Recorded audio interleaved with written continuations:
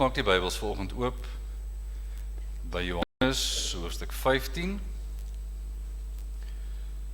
By die vorige geleentheid het ons die eerste 8 verse na gekyk. Vandag gaan ons verder en ons lees hoofstuk 15, daarvan vanaf vers 18.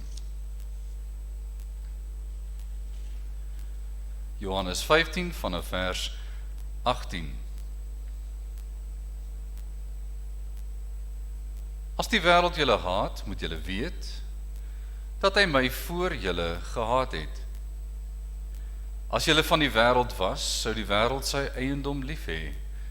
Maar omdat julle nie van die wêreld is nie, maar ek julle uit die wêreld uitverkies het, daarom haat die wêreld julle.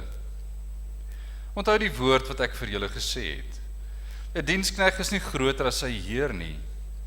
As hulle my vervolg het, sal hulle julle ook vervolg.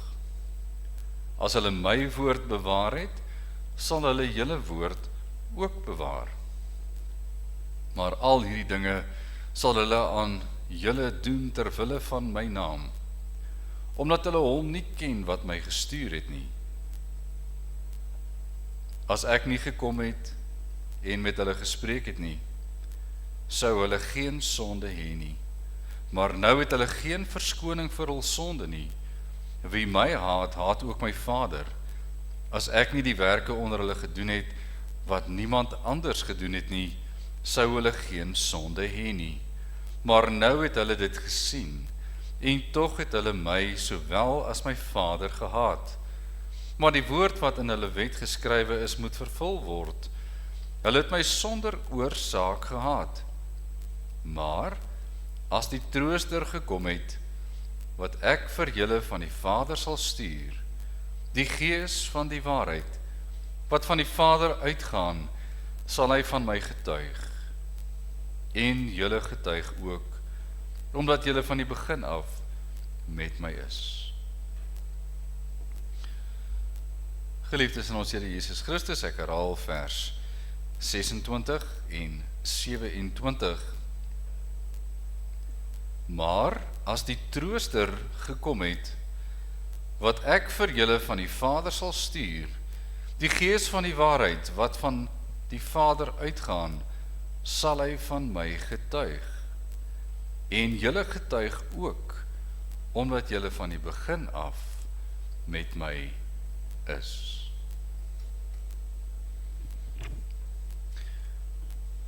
Geliefdes in ons Here Jesus, in die afgelope paar dae het ons stilgestaan by verskeie temas. En ons staan stil by die tema van die Gees van God wat werk op verskeie maniere ook in die kerk vandag. Ons dankbaarheid hierdie week word betuig teenoor die Gees van God wat steeds met ons is, ons lewend maak, ons toerus, ons leer, ons onderrig, soos reeds behandel, lewend maak, en soos ons gisterand of gister ook gesien het, wat ons wel snoei en versorg. Die volgende aspek wat die Here Jesus in sy laaste onderwysing met sy disippels deel, is dat die wêreld nie 'n maklike plek is om in te bly nie. Om as kind van die Here te leef in hierdie wêreld, gaan 'n reuse uitdaging bly. Daar kan dalk tye wees dat dit makliker word om in hierdie wêreld te wees. Maar as 'n reël en 'n uitgangspunt is dit nie 'n maklike plek om te wees nie.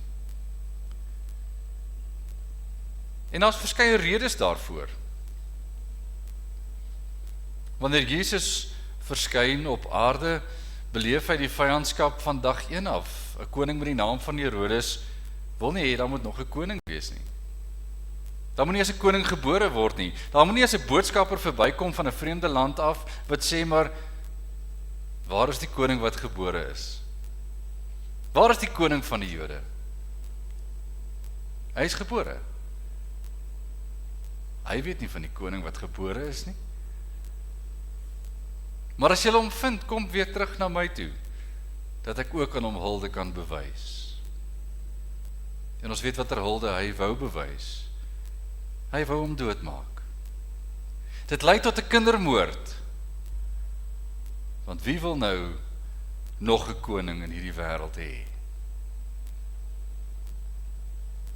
Dis die vyandskap wat op geboortedag geaktiveer word. 'n Koning wat nie geken moet word nie.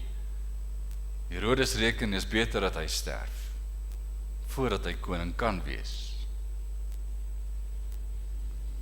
Sy lewe op aarde word in sy openbare bediening in die laaste 3 jaar baie duidelik dat hy nie welkom is nie. Sy skermutseling met die fariseërs is een van venyn, een van stryery. As Jesus praat met sy disippels, dan sê hy vir hulle, hierdie is nie 'n stryd wat vreemd is nie, dis 'n normale stryd. Vers 18.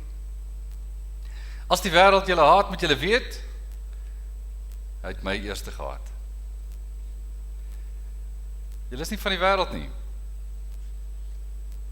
En hier begin die Here Jesus aandui wat die teenwoordigheid van God in die midde van die mense sou word. En Johannes in sy evangelie beskrywing begin juis vir ons aandui dat God se teenwoordigheid op aarde, dit sien ons reeds in Johannes 1, hy het onder ons kom woon. Ek wil dit graag lees. Hy het onder ons kom woon. Jy kan saam blaai na Johannes 1.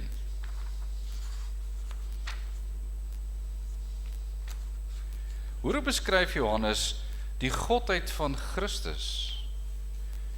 En hoe hy besef dat die wêreld nie sy vriend was nie. Ek lees vanaf vers 5. Johannes 1. En die lig skyn in die duisternis, en die duisternis het dit nie oorweldig nie. Daar was 'n man van God gestuur, wie se naam Johannes was. Hy het tot 'n getuienis gekom om van die lig te getuig, sodat almal deur hom sou glo. Hy was van die lig, maar hy moes van die lig getuig. Die waaragtige lig wat elke mens verlig was aankom in die wêreld. Hy was in die wêreld en die wêreld het deur hom ontstaan. Elke keer die woordjie hom in hoofletters, dit wys na Jesus. Hy was in die wêreld en die wêreld het deur hom ontstaan. En die wêreld het hom nie geken nie. Hy het na sy eiendom gekom en sy eie mense het hom nie aangeneem nie. Hy het na die wêreld gekom. Hy is gebore in Israel. Uit die stam van Juda. Groot geword in Nasaret, Galilea. En ons ken hom nie as koning nie. So sê die Jode. Ons ken hom nie as koning nie.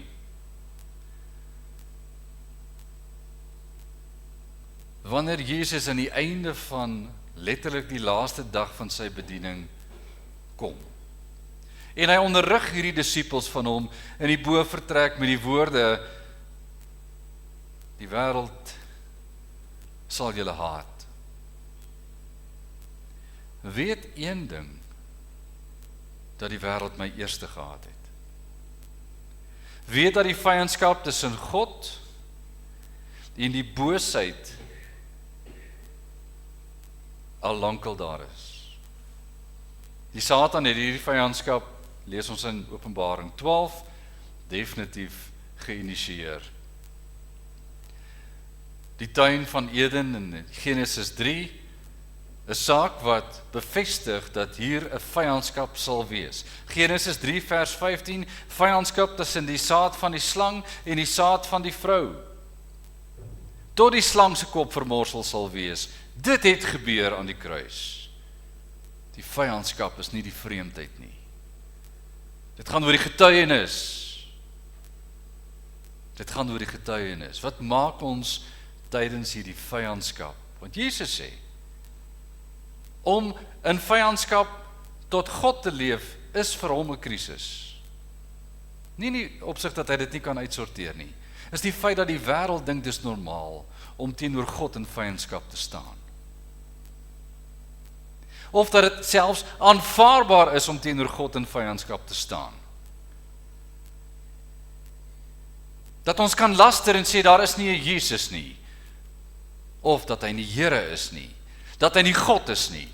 Dat hy maar net 'n blote mens was. En dat ons hom nie hoef te eer of hoef te aanbid nie. Die vyandskap sou duidelik word soos die disippels die kruisiging moes beleef. Na die opstanding moes getuig van sy opstanding. Ons het al verskeie kere na Handelinge verwys. Wat is die getuienis wat Johannes en Petrus gee as hierdie man by die tempel in Jerusalem genees is en hy staan op en hy kan loop? As daar gesê is, Jesus het hom opgewek, dat hy kan opstaan. Hy het hom opgeruk. Hy het sy enkels versterk. En niemand kon dit doen nie. Wie het hierdie wonder gedoen? Jesus het.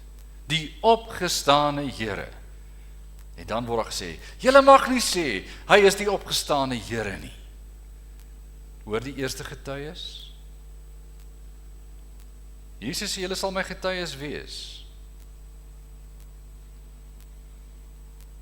Kyk na die 27ste vers wat ons gelees het.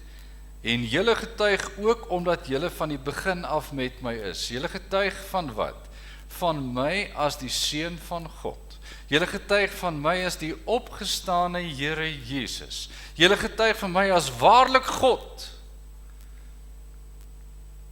En hulle moes dit doen voor 'n verhoor. Hulle moes dit doen daar waar dit eintlik tot hulle dood kon lei. Want getuienis is soos Handelinge 6, waar Stefanus gestenig is, doodgegooi is terwyl hy getuig het dat Jesus die opgestane Here is. Stefanus moes met klippe tot die dood toe betaal. Want Jesus is die opgestane Here. En die Jode wou dit nie hoor nie. Hulle wou dit nie hoor nie. Israel wou hulle koning nie erken nie. My het hulle eerste gehad. Dis die belangrike saak wat ons van die begin af moet sien. Hy het sonder rede gehad. Dis bevestig en jy kan lees in Psalm 69 vers 5.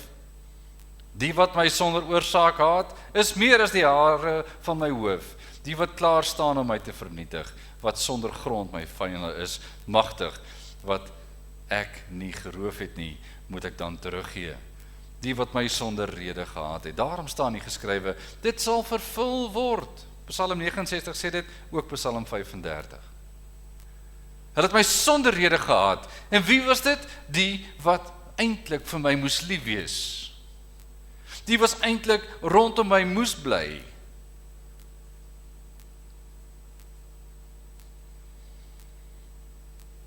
Jesus leef, sy disippels saam met hom.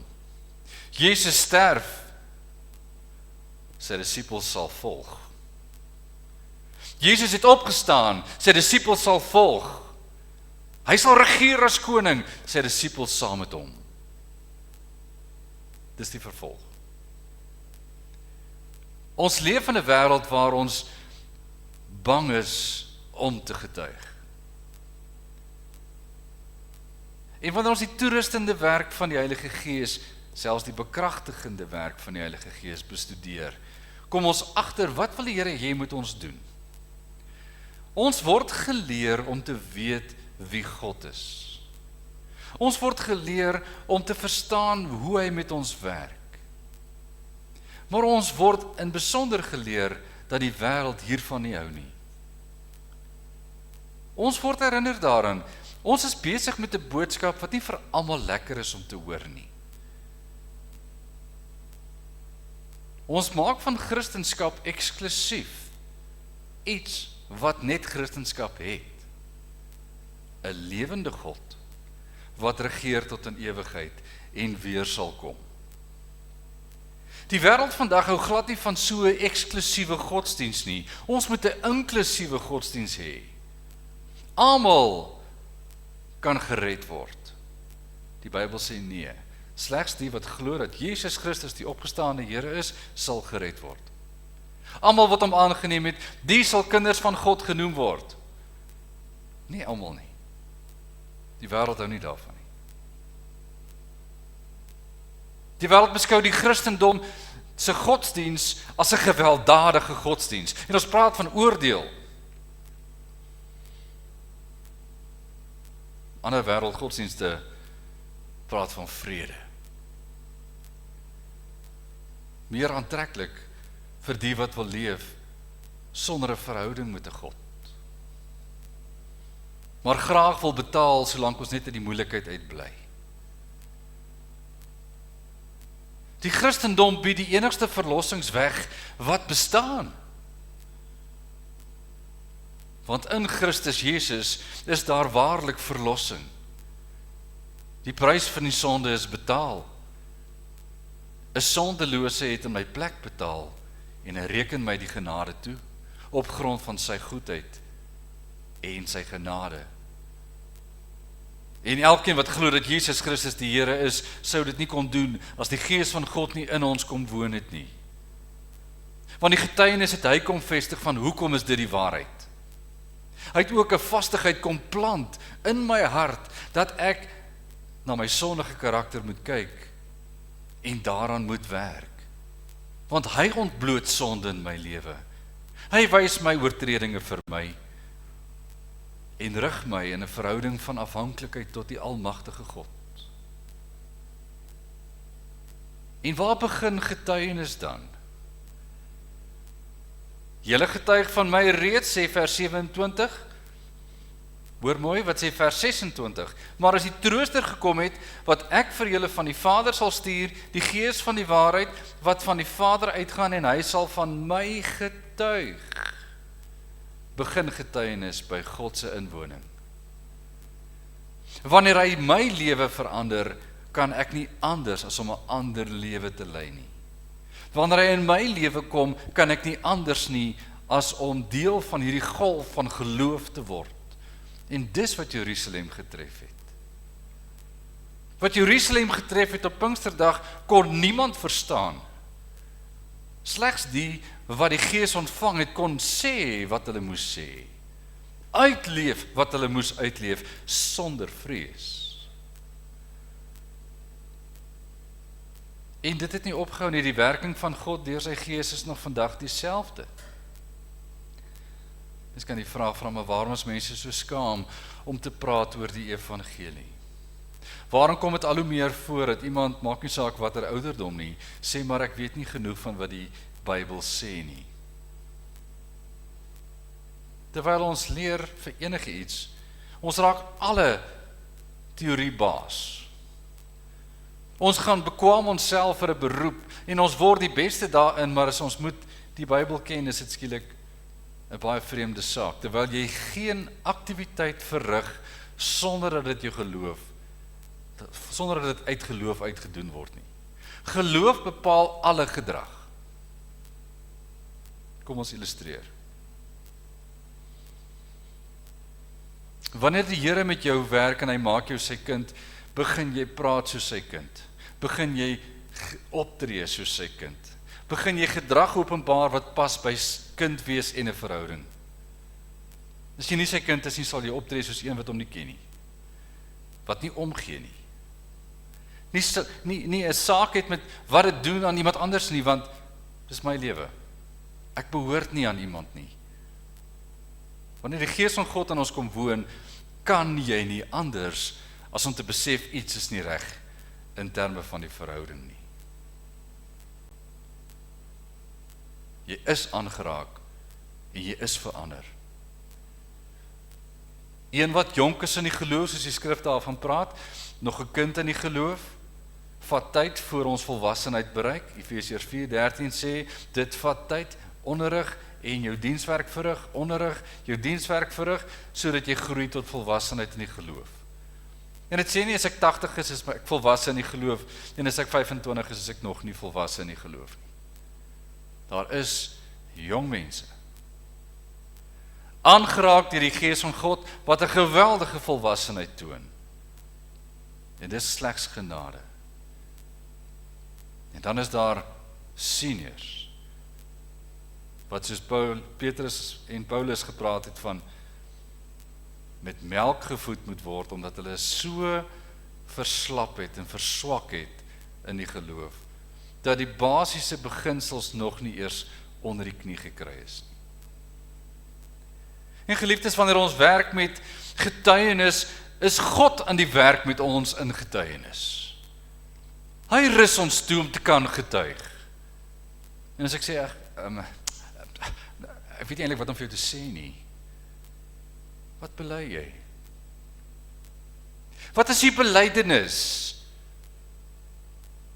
Wanneer ek besig is met finalejaar katkesante en ons leer die geloofsbelydenis uit ons kop uit, dan is dit baie maklik om dit soos 'n resitasie af te sê. En nie te verstaan wat ek bedoel as ek sê, ek glo in God die Vader, die voorsiener van alles wat bestaan nie. Omdat hy alles gemaak het, sorg hy vir alles. Hy sorg vir elke klein dingetjie. Hy sorg dat ek kan opstaan vandag. Hy sorg dat ek kan lewe. En hy sorg dat ek kan gaan slaap. En môreoggend weer opstaan, versterk, bemoedig. En daar is geen seisoen, geen ramp, geen toestand wat my sal tref, sonder dat sy wil dit toelaat nie. Ek glo dit. Hoe leef ek dit? Nee, ek kan nie, ek kan nie ry nie, dis te gevaarlik. Maar ek is net verantwoordelik. Is ek net verantwoordelik, of is ek te bang vir iets wat nie groter is as God nie? Toe maar die dominee sal nou toe kom. Die Here beskerm hom besonder. Huisbesoeke is net in die aand. Of moet ons dit ook afstel? Maar ek werk dominee, jy kan my nie in die dag besoek nie. Kan ek jou op 'n Saterdag sien? Nee, ekskuus, ons het 'n braai aan. Wat van 'n Vrydag aan? Ekskuus nie, dominee. Die dag is nie gepas nie. Wanneer ons getuig van God se voorsienigheid, is ons uitgangspunt, watter tyd van die nag ek waar is die Here met my. Daarom kan ek gaan besoek doen, enige tyd van enige dag. En wat my ook al gaan tref, is binne die wil van die Here. En ek is waaksaam, ek is paraat, ek bly immers in die oorlogszone Suid-Afrika. Soos baie min mense verstaan ons leef. Ons leef immers hier. Ons weet om te leef in 'n oorlogszone. En daarom is ons nie onverantwoordelik nie. Maar as ek meer bang as die een wat soos 'n soldaat paraat moet wees, terwyl hy weet, hy's beskerm, hy's opgelei, hy's toegerus, en ek moet opdaag vir die stryd. Wat is my getuienis? Dat ek een van die gevaarlikste werk het, omdat ek in die aand moet rondry? Nee. Maar dat ek ook in die aand kan rondbeweeg, terwyl mense veilig in hulle huise is. Maar die Here beskerm. Want hy dien in sy koninkryk. 'n Geloofsuitgangspunt, 'n geloofsgetuienis sonder om een woord te praat. Sien my beweeg. Dankie Here daarvoor. So is ons getuienis wanneer ons opdaag by 'n biduur soos hierdie, wanneer ons opdaag by 'n erediens op 'n Sondagmôre. Want die Here is God en ons verheerlik hom met ons wese. Hoe lyk getuienis werklik? Getuienis is 'n opdaag vir wat ek moet sê. Wat ek moet getuig. 'n Getuienis is om deur die Gees van God met selfvertroue besig te kan wees met God se werk. Ten spyte van my omstandighede. Ons is nie almal ewe sterk nie, ons is nie almal ewe vinnig nie, ons is nie almal ewe spraaksaam nie, maar ons gesindheid wys. Wanneer die apostel skrywe, ons is julle briewe geskryfde briewe. Hy praat van 'n getuienis. Wanneer die brief geskryf is dit 'n oop brief. In my lewe is 'n oop brief. Wat ek sê, wat ek doen, wat ek dink, is 'n openbaring van my binneste. Ons ken mos in Afrikaans die uitdrukking, wat die hart van vol is, loop die mond van oor. Want wat in my binneste leef, sal in my buitenste openbaar word. En hoe lank kan ek dit wegsteek? Ek kan dit eenvoudig nie wegsteek nie. My lewe is 'n getuienis. Is dit oor ek so goed is? Is dit oor ek so getrou is? Of ek so goed opgelei is? Nee. Want daar's baie dinge wat ek nie doen nie. Plekke waar ek nalat om te getuig. In my beroep is dit maklik om 'n sekere ding te doen, want ek doen dit buitendien. Daar is ander omstandighede waar dit weer moeiliker is. En ons onderdruk verkeer en voel, kan ek hier praat van die Here? Kan ek hier die getuienis uitleef van Christus is my koning? En is daar waar ons nodig het om mekaar te bemoedig. Wat verwag God van my? Wat verwag God van my? Verwag hy my as getuie, want ek dra die naam van Christen? Verwag hy van my as Christen om die naam van my Here, Christus, uit te dra in my lewenswandel? Hy doen. Dis wat God van my verwag. Waar verwag hy dit van my? Oral gestuurde.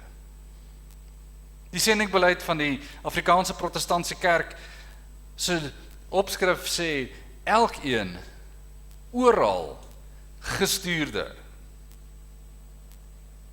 Omvattende sendingbeleid wat ons het. Want waar moet ons werk? Oral. Wie? Elkeen. As wat? As 'n gestuurde van die Here. Toegerus deur predikers vir ons dienswerk. En vandag het ek 'n gesprek met iemand prakties in die gemeente, wat kom kuier het. Goeiemôre, baie welkom. En dan na die tyd, hoe gaan dit? Van waar? Sien ons hier weer? Maar dit klink nie soos evangelisasie nie. Wanneer Christus sê, wanneer jy my geklee het, het jy ander geklee en ek het die kleding ontvang.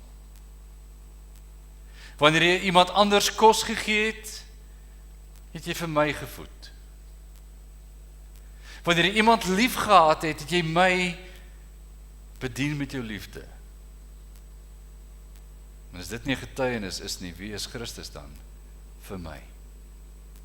En as iemand net voor my staan as 'n gebruiksartikel, het ek net myself lief. Want hierdie persoon moet my net help om te kom waar ek wil wees.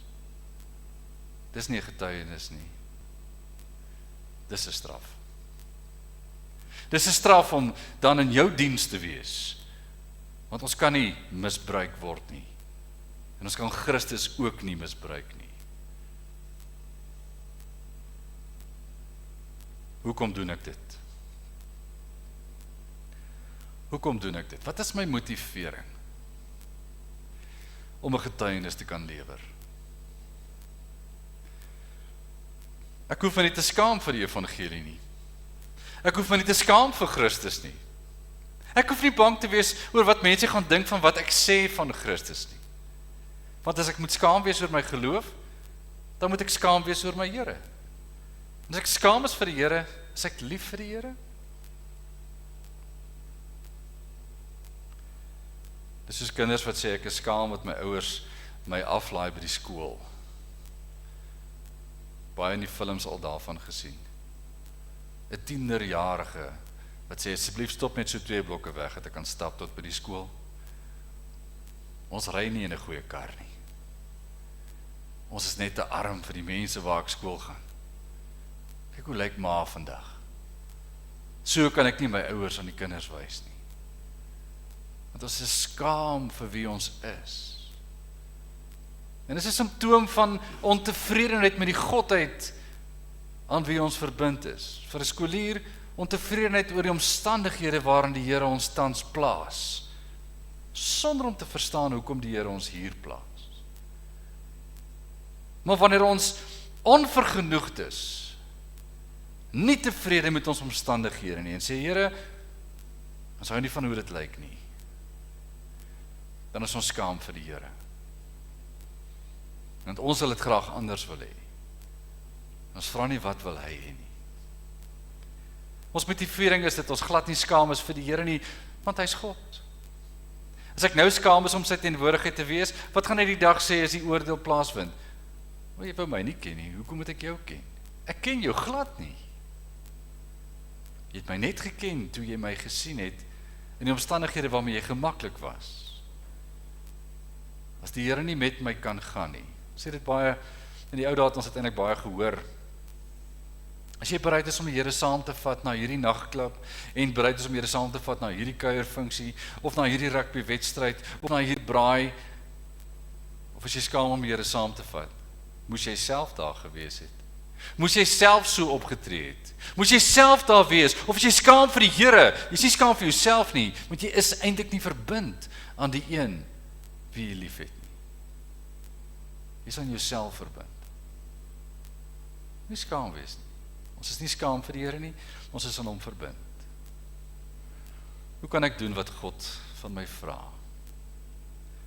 Want dis nou een ding om te hoor, ag, ja, doen dit nou maklik vir jou, jy gaan waar jy wil, jy groet almal, jy praat met almal, en dis jou werk om te praat, ja, is maklik, nee, is maklik vir jou. Is dit?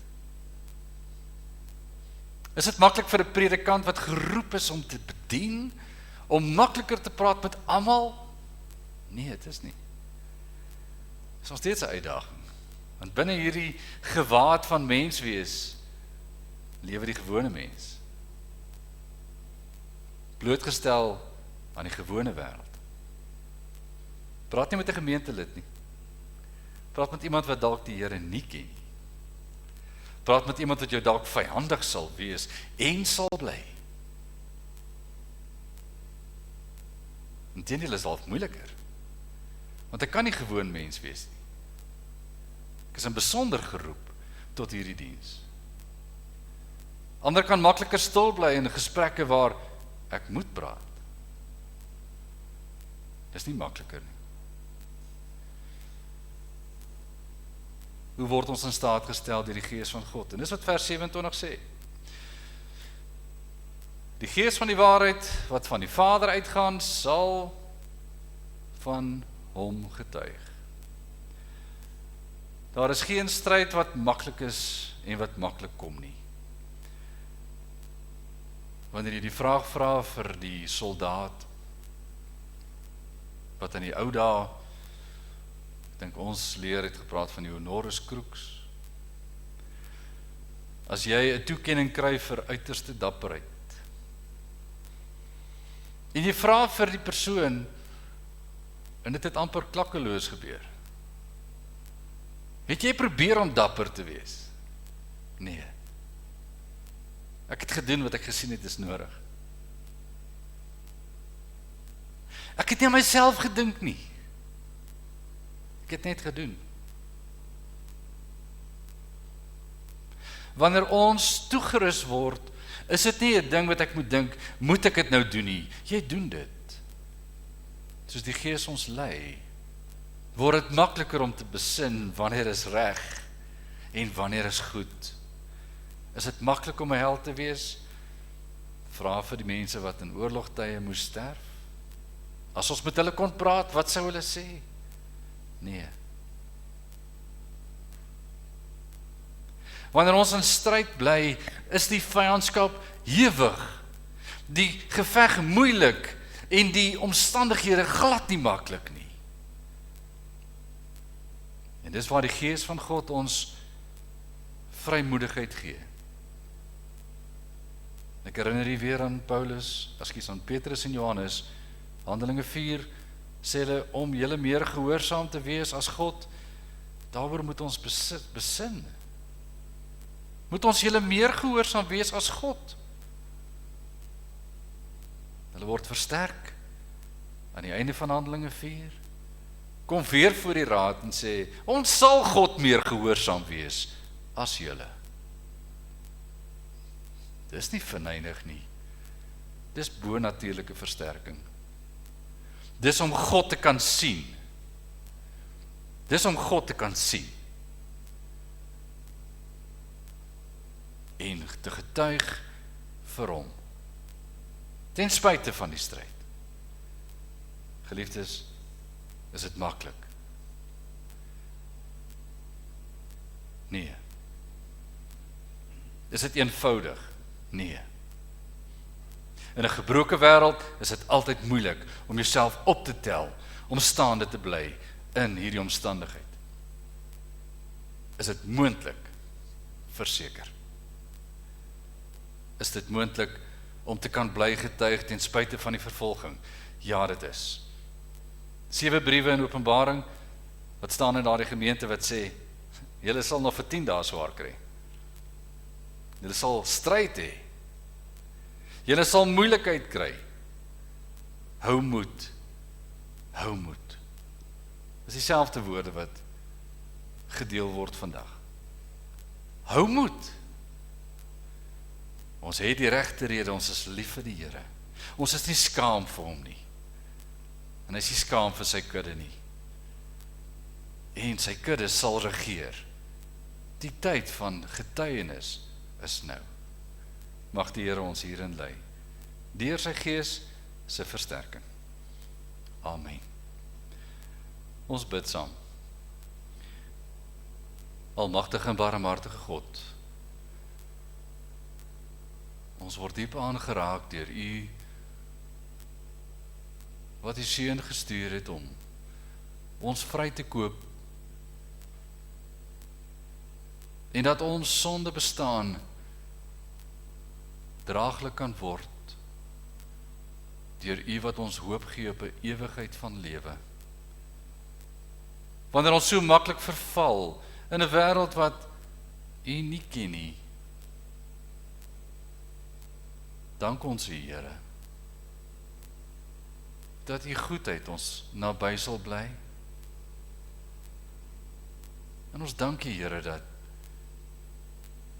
U inwonende werk so kragtig is, dat ons nie weerstand kan bied om te sê ons wil nie, ons sal nie, maar dat ons wel verander. En vir die kerk van Christus Jesus hier in die gemeente, bid ons Here vir vrymoedigheid, om ook daardie getuienis van elkeen oral gestuurde uit te leef.